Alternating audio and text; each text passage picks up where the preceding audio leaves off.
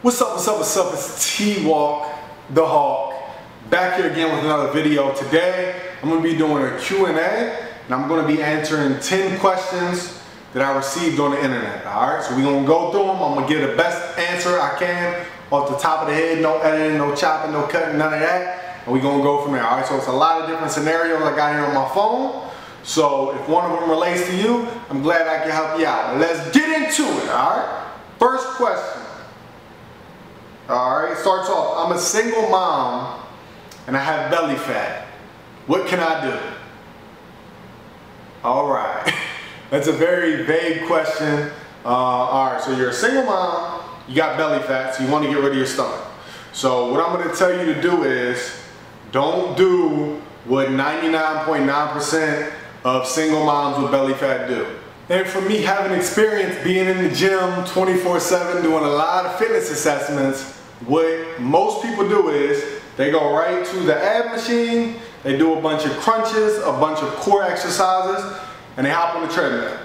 If you're trying to get rid of belly fat, getting on the treadmill and killing yourself 7 days a week, the scale might start to drop, you're going to burn calories, but it's not actually getting rid of body fat and allowing you to tighten and tone. So to tighten and tone, you have to build lean muscle because that acts like an elastic, and that's going to pull everything in. You're going to start to see that definition and losing some inches like you want on your midsection, alright? So don't just do abs thinking that's going to make you lose your belly fat. All you're doing is building muscle underneath of the belly fat. So first we got to get that body fat down. And to do that, focus mainly on resistance training, and then you can finish off 15-20 minutes of cardio at the end. But you probably want to flip it around from what you're doing or what you're thinking about doing. So that answers that. Let me grab my phone real quick. And I know we said we ain't going to be doing no editing. As soon as I said that, my memory card ran out of space, so I had to go through and delete some footage. So we are doing some editing now, alright? But that answers question number one. Let's see what we got next. What are your thoughts on training through permanent injuries? For an example, back injuries. This is right up my alley. So, if you haven't been following me for a while, I've suffered from a back injury. I have a bulging disc in my back. I've always had it since about 10th, 11th grade, and I got it from weightlifting class in high school. So I was in the weightlifting class, I'm not going to go into the whole story, but with a bunch of football players. You know, there's a board of the top lifters. I'm the only basketball player in the class, so I was trying to lift heavy. My coach is encouraging it. Well, my teacher, my weightlifting teacher, I ain't gonna say your name. A lot of people from the school I went to, y'all know who I'm talking about. But I always did things. Dang, is my camera about to die now? No, we should be good. All right. So I was just squatting, deadlifting, power cleaning as heavy as I could just to make the board and lift heavy and keep up with the football players. Long story short, I got a permanent injury because I was using horrible form just to get it up, and my coach would be right there clapping like, there you go, Tevin, you got it. But my back is arched, my form is terrible. So I completely understand, and my camera is about to die. Dang it, I'm gonna get through this. I completely understand. What you gotta do is you gotta figure out what exercises hurt your back the most, and you gotta start avoiding those exercises. So it's not that you want to completely do away with doing back day or things like that, or squats. If barbell squats hurt your back, you got to start off with goblet squats or even Smith machine squats or just a leg press. So you got to work around it. You don't want to avoid using certain muscles, because then you will create imbalances, which is going to cause you to get even more injuries in the future. So that pretty much answers your question. So you just got to push through it, but you got to figure out what works for you and how you can wiggle your way around it, alright? Alright, now that my camera is charged, we are back in action. I had to take a little 45-minute break, but we back. Alright, so the next question. Are dumbbells considered bad for long-term use? People say you're more likely to get bad injuries. Alright, so to answer this question, dumbbells can be harder on the joints. So overall, yes, it is going to make the bones deteriorate more over time and make you more prone to have more serious injuries, especially for things like triceps. So if you do like a lot of dumbbell overhead tricep extensions, dumbbell skull crushers and things like that, even myself, I've dealt with, you know, some like almost tendonitis or some pain in the elbows from that. Dumbbell shoulder press, dumbbell bench press, all these movements, once you do them for a while and you're using heavy weights consistently, you will start to notice some elbow problems. That's just from my personal experience. So yes, they are going to be harder on you. And overall, if you want to have longevity, you will have to slowly drift away from those. So even like if you're a fan of bodybuilding, Dexter Jackson, he's 50, he's still competing in the Mr. Olympia, finishing top 5 every year. He won back in I think 1, and he's still placing like top 5, except for last year, I think he placed 6. And one of the main things he attributes that to is actually making the switch from dumbbells and barbells to things like Smith machine or just using machines. Because when you're using machines, they're specifically designed to keep your muscles, your bones, your joints, your ligaments right on that plane that's necessary for that movement. So if you're using Smith machine versus using all your sister muscles and, you know, causing more stress on your body, it keeps you right on that even playing field. All right. So over time, to answer it with a yes or no question, yes, it is going to cause you more pain in the long run. But also, if you're a beginner, you're young, or you haven't been working out a long time, you don't have any issues yet, just do it. Do what you got to do, because it's that simple. Because if you want to build a lot of detail, definition, and size, dumbbells are going to play an important role for that. But again, that's depending on your goal. They're not necessarily mandatory, but they will help. All right. So I hope that answers your question the best I could. All right. Next question. All right. I tore my ACL playing sports, and I have since finished recovering, but my leg that I had the injury on still isn't back to the strength and size of my other leg. Any advice?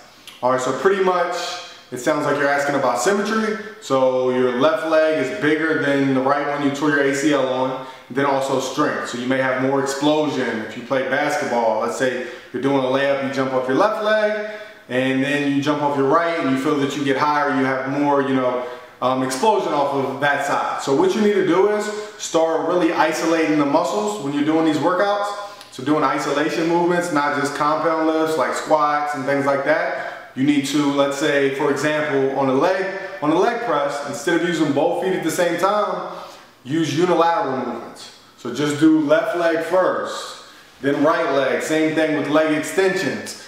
If you're on the leg extension machine, instead of using both legs at the same time, do your right leg 10, 15 reps.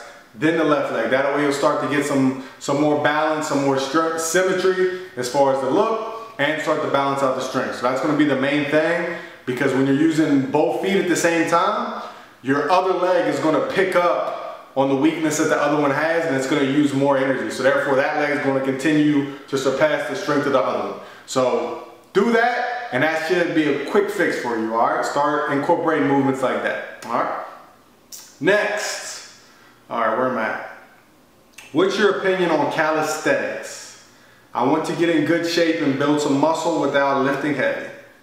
All right, again, that's a little vague. I want to get in good shape and build some muscle. If that's all you want to do, calisthenics can definitely do it. If you see people with calisthenics, they're ripped up, usually pretty lean, low body fat, because you have to be able to move your body weight with pull-ups, push-ups, if you're doing muscle-ups, freaking the body flags or whatever it's called. Calisthenics, you know, can definitely make you build that muscle. Now, if you want to build a bunch of mass, it's going to be a lot harder. One thing I would tell you to focus on, if you really want to focus on the training aspect by doing calisthenics, is making sure your eating habits are in line.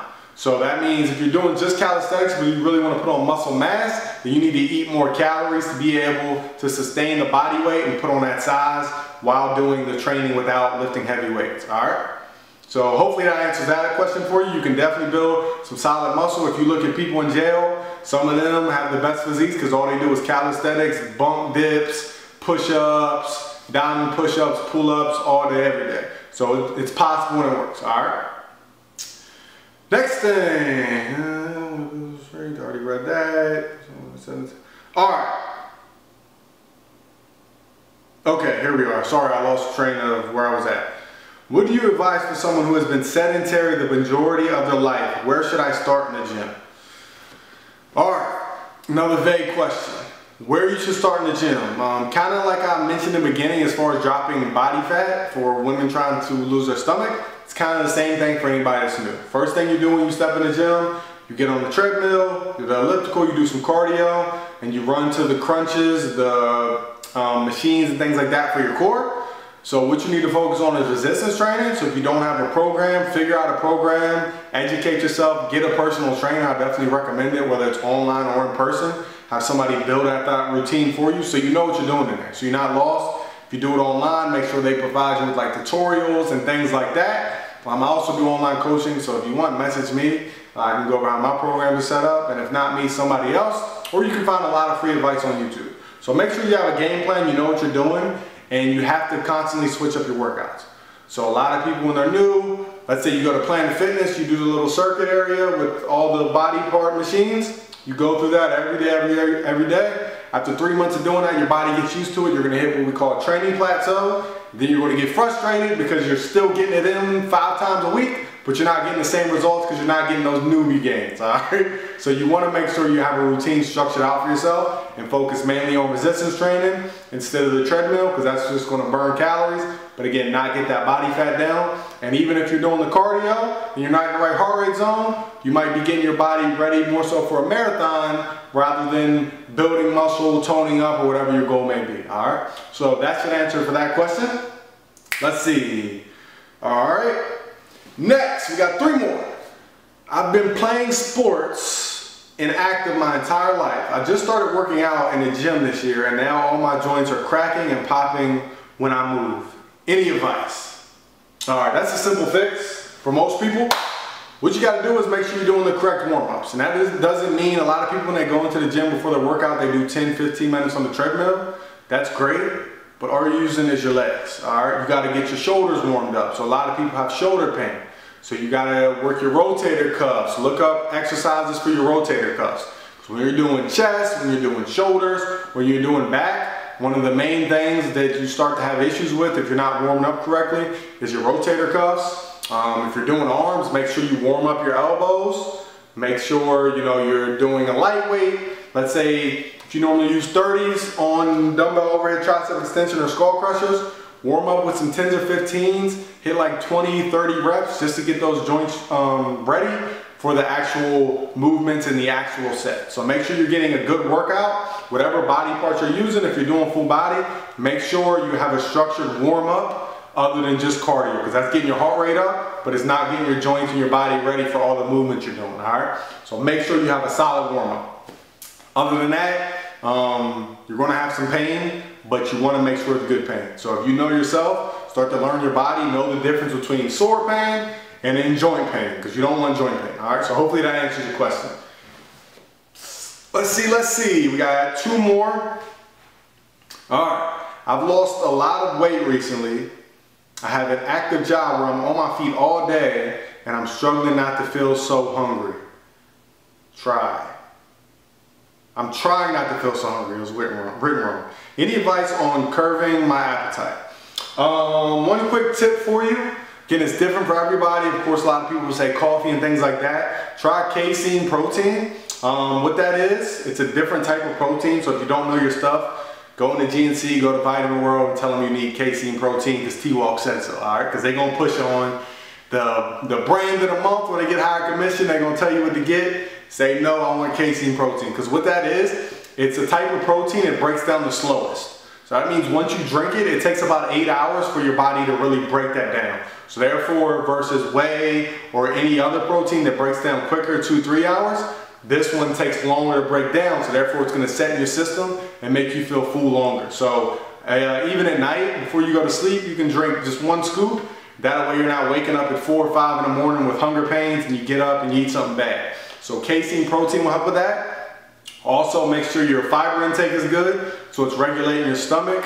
What's his name? Dave Palumbo has a good product. It's called Fiberlize. It's one of the best fiber products there is. I have stomach issues. I went to the doctor for them and things like that, and Fiberlize has really helped regulate my stomach. And it also, again, drinking that, let's say around lunchtime or something with your meal or without, if you're not getting a meal, it'll really help hold you over.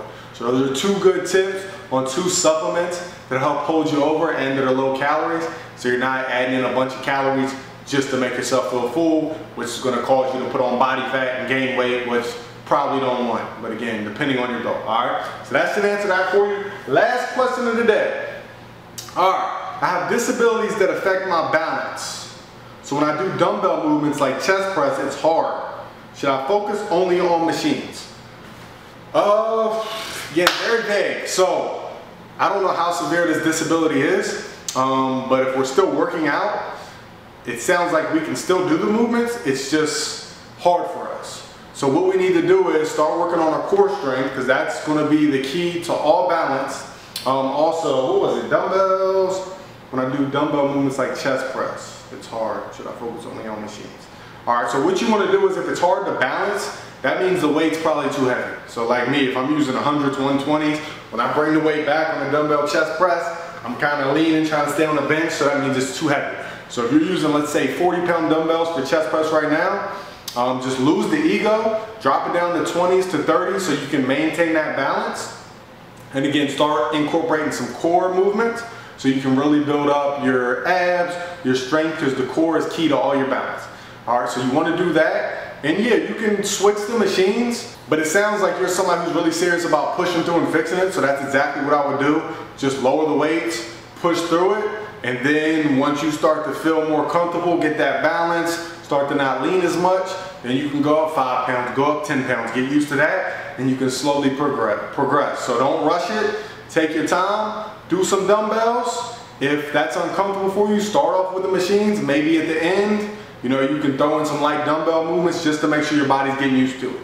Because what you don't want to do with anything is just go completely away from it. So even people with injuries and stuff like that, if you have knee problems, they'll completely get rid of any movement that involves your knee. That's only going to make it break down and be worse over time. So with you and whatever your disability may be, try to incorporate movements slowly into it, even if it's just one exercise as dumbbells and the rest machines. And maybe you can go to 2 exercises that are dumbbells and the rest machines.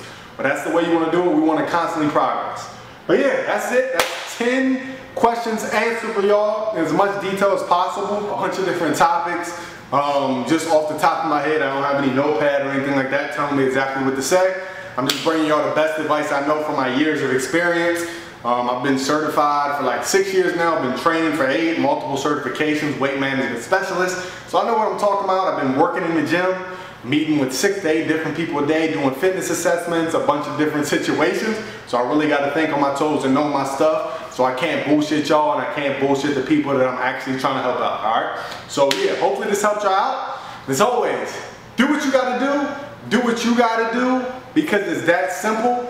Twalkdahulk, any questions you have for future Q&As, drop them in the comment section and use hashtag Twalktalks. That way it'll stand out, I'll see it, and I'll know the answer to my next video. Same thing, follow me on Instagram at twalkdahulkgear. That's my apparel company, also the name of the website. So not gear like steroids, but yeah. Anyways, I'm talking too much, I'm rambling on. If you want them gains and you want to continue to get big, if you're trying to lose weight, if you're trying to get big, I'm the guy to talk to, alright? So subscribe, like, and comment, and I'll be back in the next video. Holla at y'all later.